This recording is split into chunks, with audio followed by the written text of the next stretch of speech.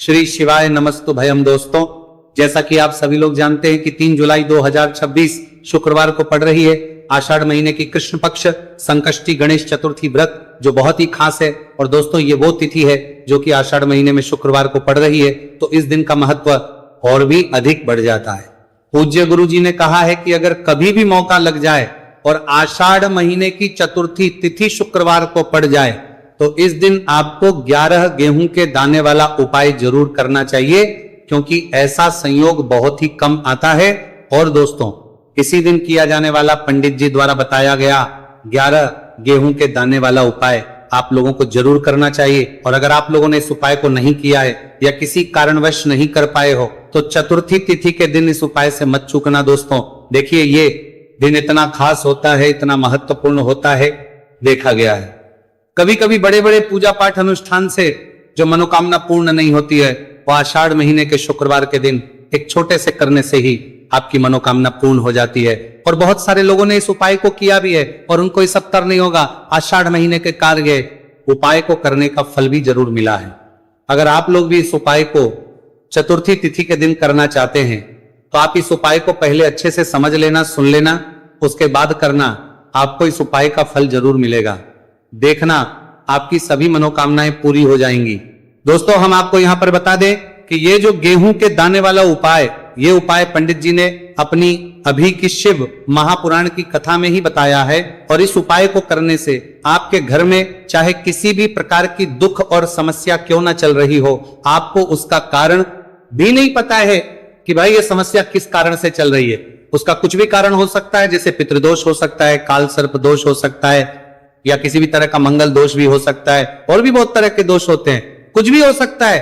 पर आपको इसको करने के लिए अपने दोष को पता लगाने की भी जरूरत नहीं है।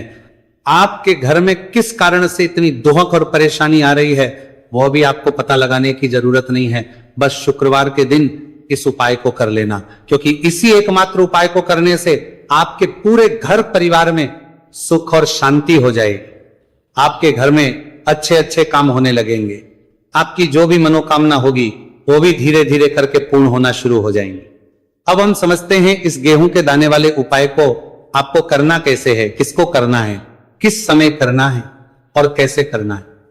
देखो, उपाय बिल्कुल आसान है, बस समझने वाली बात है। ध्यान से समझिए, उसके बाद ही आप लोग जो है इस उपाय को जरूर कीजिएगा। लेकिन उससे पहले जो भी मेरे भाई, मेरी प्यारी बहनें आज चैनल पर पहली बार आए हैं या मेरी आवाज आज पहली बार सुन रहे हैं, अगर आप भी महादेव के सच्चे भक्त हैं तो वीडियो को और चैनल को सब्सक्राइब जरूर कर लें और कमेंट बॉक्स में लिखें हर हर महादेव, जय भोलेनाथ। अब सबसे पहली चीज हम लोग ये समझते हैं कि इस 11 गेहूं के दाने वाले उपाय को इस शुक्रवार के दिन किसको करना है। तो देखिए, इस उपाय को घर के सभी सदस्यों को करने की बिल्कुल भी जरूरत नहीं है। घर में से कोई एक मुख्य बड़ा सदस्य ही इस उपाय को करेगा तो उस घर परिवार के सभी सदस्यों को इस उपाय को करने का फल मिल जाएगा। पर वो बड़ा सदस्य कौन होगा, कौन व्यक्ति इस उपाय को करेगा? तो यहां पर देखिए, हम आपको बता दें, घर की बड़ी माताएं, बहनें होंगी घर की बड़ी माताओं, बहनों में से कोई भी एक माता बहन इस वाले उपाय को कर सकती है। अपने पूरे घर परिवार के लिए घर में सभी सदस्यों को इस उपाय को करने की जरूरत नहीं है। मात्र घर की जो बड़ी माताएं बहनें हैं, उनमें से कोई भी एक माता बहन इस वाले उपाय को करेगी तो उसके घर परिवार के पूरे सदस्यों को इस उपाय का फल मिलेगा। अगर किसी कारणवश माताएं बहनें घर में उपस्थित ना हो या वो इस उपाय को कर रही हो, कुछ दिक्कत हो, तो भाई उस जगह पर फिर घर का कोई बड़ा व्यक्ति भी इस उपाय को कर सकता है। माताओं बहनों के कहने का मतलब यह था कि माताएं बहनें घर की लक्ष्मी होती है। जब घर की लक्ष्मी कोई उपाय करती है तो निश्चित ही भगवान शिव जी बहुत जल्दी प्रसन्न होते हैं और उपाय का फल में बहुत जल्दी और बहुत बड़ा करके भी यहां पर देते हैं। तो आप लोग ये बात समझ गए होंगे। अब हम ये बात समझते हैं इस वाले उपाय को हमें करना किस समय है। इस 11 गेहूं के दाने वाले उपाय को हमें शुक्रवार चतुर्थी तिथि के दिन करना किस समय है। तो देखिए, इस उपाय को करने का जो समय है शाम का समय है। अब देखिए, यहां पर हम मुख्य रूप से सुबह का समय नहीं बोलेंगे, क्योंकि देखिए ये जो नया साल है और आप सभी लोग जानते हैं इसका शाम का जो समय होता है ना, इस दिन भगवान शिव और माता पार्वती जी का सबसे प्रिय दिन होता है। तो आप लोग इस गेहूं के दाने वाले उपाय को शाम के समय में कर सकते हो। और देखो, अगर सुबह करोगे तो आप 8 बजे से 11 बजे के मध्य उपाय को कर सकते हो। और देखो, अगर शाम के समय कर रहे हो तो इस दिन जरूर शाम के समय का ध्यान रखना कि रात के 6 बजे से लेकर 7 बजे के बीच में अगर आप इस उपाय को कर सकते हो तो बिल्कुल कर लेना। पूरी कोशिश करना, आपको उपाय का फल जरूर मिलेगा। ये बात आपको समझ आ गई। अब बात करते हैं उपाय की। देखो, गुरुजी ने कहा है कि अगर शुक्रवार के दिन चतुर्थी तिथि व्रत पड़ जाए तो इस दिन आपको 11 गेहूं के दाने वाला तो अवश्य ही करना चाहिए। देखो, यह उपाय, यदि आपके जीवन में कर्जा बहुत अधिक है, आपके जीवन में संकट बहुत अधिक रहते हैं, आपके ऊपर बहुत अधिक विपदा आ रही है, बार बार आपको अपने व्यापार में और अपने धन में हानि देखने को मिल रही है, यानी कि आपको प्रत्येक कार्य में हानि हो रही है, तो आपको यह उपाय करना चाहिए। देखिए, इस उपाय के लिए आपको 11 गेहूं के दाने आपको लेने हैं। ठीक है, 11 लेने के बाद में आपको जरूरत होगी चावल के दानों की। 11 चावल के दाने और 11 गेहूं के दाने, और चावल के दाने खंडित नहीं होने चाहिए। अब आप कहोगे भैया गेहूं कहां से लेने हैं? देखो, आपको किसी भी किराना स्टोर पे गेहूं के दाने मिल जाएंगे, जाके ले लेना। ठीक है ना? 11 गेहूं, 11 चावल के दाने लेने हैं। साथ ही साथ आपको एक तांबे का लोटा लेना है और उस तांबे के लोटे में आपको जल भरना है। जल आपका खुद के घर का होना चाहिए, मंदिर का नहीं होगा। अब आप ये सब सामग्री लेकर पहुंच जाओगे महादेव के शिवलिंग के पास में शाम के टाइम पे प्रदोष काल में। देखो, जब आप ये उपाय कर रहे हो तो अपना फेस रखना उत्तर दिशा, नॉर्थ डायरेक्शन की तरफ। अब यहाँ पे जो मैं आपको क्रम बताने जा रहा हूं ना, उस मेरे क्रम को बहुत ध्यान से सुनिए। महादेव को अगर कोई सबसे प्रिय है ना, तो उनकी सबसे छोटी पुत्री, जिनका नाम है माता अशोक सुंदरी, जो आपके पास में चावल के 11 दाने हैं ना, चावल के 11 दानों को माता अशोक सुंदरी के स्थान पर आपको अपना नाम और गोत्र बोलते हुए समर्पित कर देने हैं, है ना। चावल के दानों को रखने के बाद में जो आपके पास में तांबे का लोटा है ना, उस तांबे के लोटे को कहीं पे भी हम जल नहीं चढ़ेंगे। सिर्फ और सिर्फ माता पार्वती का जो हस्तकमल आपको दिख रहा है, यहीं पे गोल गोल आपको समर्पित करना है, उसी जल को, और कहीं नहीं। ना तो माता अशोक सुंदरी के स्थान पर, ना तो के ऊपर, सिर्फ आपको यहाँ पे गोल गोल जलाधारी पर आपको उस जल को समर्पित करना है। अब आपके पास में बचे हुए हैं 11 गेहूं के दाने, और बचे हैं उन्हीं 11 गेहूं के दाने को आपको अपनी मनोकामना, अपने विशेष कहते हुए महादेव के शिवलिंग के ऊपर अगर आप चतुर्थी तिथि के दिन प्रदोष काल में समर्पित कर देते हैं तो आपकी जो भी मनोकामनाएं होंगी, जो भी विश होंगी, महादेव पूरी जरूर करते हैं।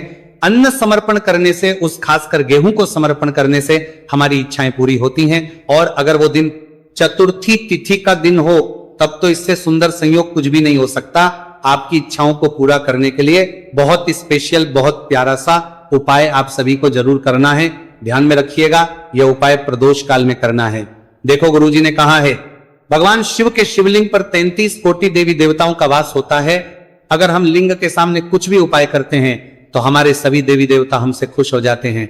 ये उपाय आपको अवश्य करना है। देखो, सुबह के टाइम नहीं कर सकते, ठीक है। अब बात करते हैं अगले उपाय की। देखिए, इस उपाय के लिए आपको 2 दीपक लेने होंगे। दोनों ही दीपक आप मिट्टी के भी ले सकते हैं, और दोनों ही दीपक आप शुद्ध आटा मढ़कर उनके भी तैयार कर सकते हैं। अब दोस्तों, दोनों ही दीपक के अंदर आपको शुद्ध घी का प्रयोग करना होगा, और एक दीपक अंदर आपको गोल रुई की बाती का प्रयोग करना होगा, और एक दीपक के अंदर आपको लंबी बाती का प्रयोग करना होगा। लंबी बाती वाले दीपक के अंदर आप मौली वाला जो धागा आता है कलावा का, उसकी बाती का प्रयोग भी आप लंबी बाती वाले दीपक के अंदर कर सकते हैं। देखिए, 2 दीपक वाला ये चमत्कारी उपाय केवल शुक्रवार की रात्रि में ही किया जाता है, इसीलिए आपको इस उपाय को बहुत ही ध्यान से समझना। इसी के साथ में आपको 1 चुटकी काले तिल के दाने लेना है, और इसी के साथ में आपको मात्र 1 चुटकी हल्दी भी लेनी होगी। अब दोस्तों, ये सभी सामग्री लेकर के आपको रात्रि के समय पहुंच जाना है अपने घर में।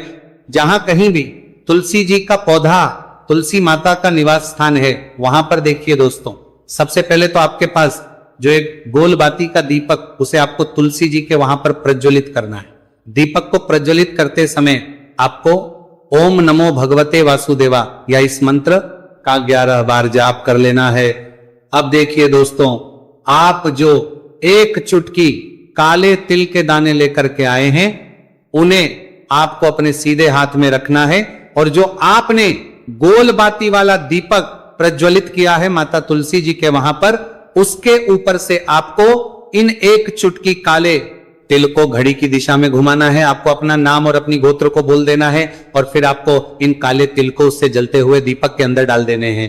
देखिए, काले तिल भगवान विष्णु के पसीने से उत्पन्न हुए हैं और जब हम ये दीपक रात्रि में प्रज्वलित करते हैं तो इससे हमें हमारे कर्ज में राहत मिलती है, हमारे जीवन में धन प्राप्ति के नए नए मार्ग खुलते हैं, हमारा अगर कोई भी कार्य रुका हुआ है तो वह भी परिपूर्ण होता है। देखिए, गोलबाती का जो दीपक है, विशेषकर हम माता तुलसी के वहां पर भगवान विष्णु और माता लक्ष्मी के निमित्त प्रज्वलित कर रहे हैं। इस प्रकार से आपको ये दीपक प्रज्वलित कर देना है।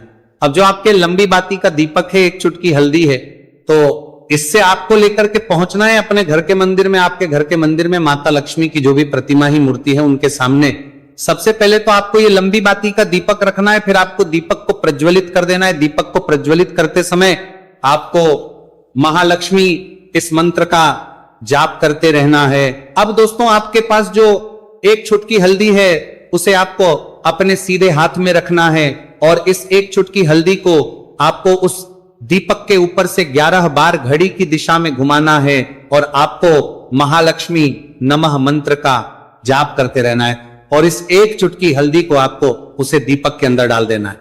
देखिए, एक चुटकी हल्दी वाला जो दीपक है आपके जीवन से दुर्भाग्य को समाप्त करता है, माता लक्ष्मी की आपको कृपा प्राप्त करवाएगा, धन प्राप्ति के आपके जीवन में नए मार्ग बार बनाएगा। देखो, अगला उपाय है वो भी बहुत ज्यादा खास है। तीनों उपाय को आप जरूर सुनना, क्योंकि जो आपको अच्छा लगे वो उपाय आप कर सकते हैं। देखिए, इस उपाय के लिए आपको 2 हरी इलायची लेनी होगी। हरी इलायची आपको साबुत लेनी है, खंडित नहीं होनी चाहिए। और इसी के साथ में आपको मात्र थोड़ा शहद लेना है। शहद आपको मात्र आधा चम्मच या फिर उससे भी कम ले लेना है। और इसी के साथ में आपको एक दीपक ले।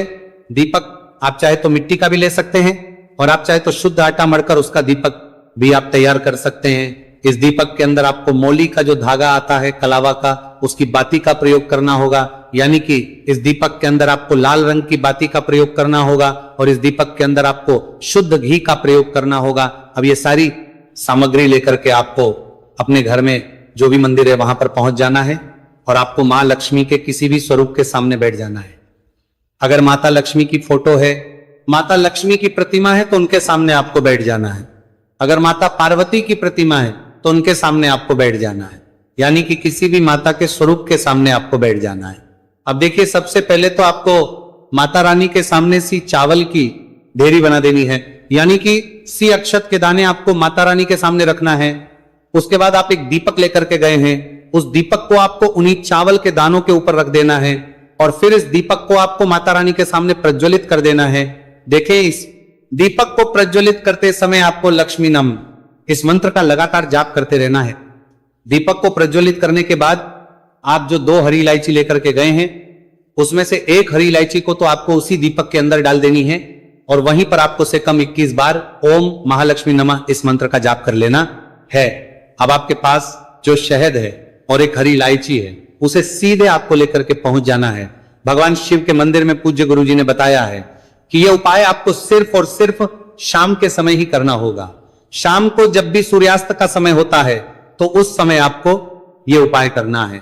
लेकिन सबसे पहले तो आपके पास जो एक हरी इलायची है उसे आपको शहद के अच्छे से डुबो देना है। यानी कि शहद का लेपन उसे हरी इलायची के ऊपर चारों तरफ आपको कर देना है। अब ये जो शहद से युक्त हरी इलायची है इससे आपको भगवान शिव के शिवलिंग पर अर्पित कर देनी है और आपको वो श्री शिवाय नमस्तुभयम इस मंत्र का लगातार जाप करते रहना है।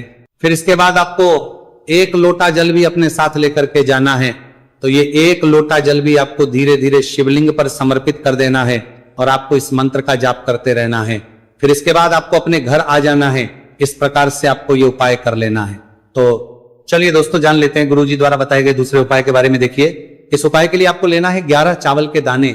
गुरुजी ने कहा है चावल के दाने खंडित नहीं लेने हैं, बिल्कुल साबित होने चाहिए। उसके साथ में आपको लेना है एक बेलपत्र। बेलपत्र का भी नियम है, अगर आपके पास बेलपत्र नहीं है तो आप शिवलिंग से उठाकर उसको पुनः शुद्ध जल से धोकर इस्तेमाल कर सकते हैं। इस प्रकार आपको बेलपत्र लेना है। इसके बाद आपको 1 लोटा जल लेना है। अब ये सब सामग्री लेकर आपको जाना है महादेव के मंदिर में। देखो, अब आपको उत्तर साइड में खड़े हो जाना है और सबसे पहले आपको एक बेलपत्र अपने हाथ पर और 11 चावल दाने रखकर शिवलिंग के ऊपर अपना नाम और गोत्र बोलते हुए समर्पित कर देना है और का लगातार जाप करना है।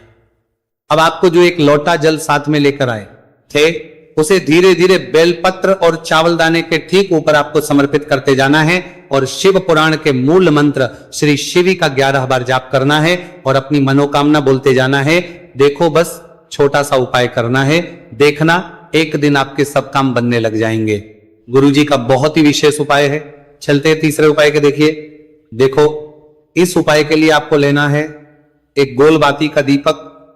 आप चाहे तो मिट्टी का ले सकते हैं या फिर घर से शुद्ध आटा मढ़कर उसका दीपक आप तैयार कर सकते हैं। इसके बाद आपको लेना है शुद्ध गाय का घी। अगर वो नहीं है तो कोई भी देसी घी इस्तेमाल कर सकते हैं, जिससे आपको दीपक प्रज्वलित करना है।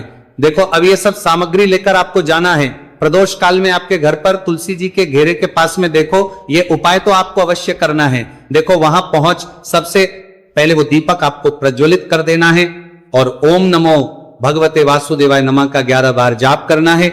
उसके बाद आपको अपने सीधे हाथ में थोड़ी हल्दी लेकर उस दीपक में अपना नाम और गोत्र बोलते हुए डाल देना है। उसके बाद माता लक्ष्मी से आपको प्रार्थना करना है कि हे महालक्ष्मी, हमारी सभी दुख तकलीफों को दूर करो। हे महादेव, हमारे सब दुख कष्टों को खत्म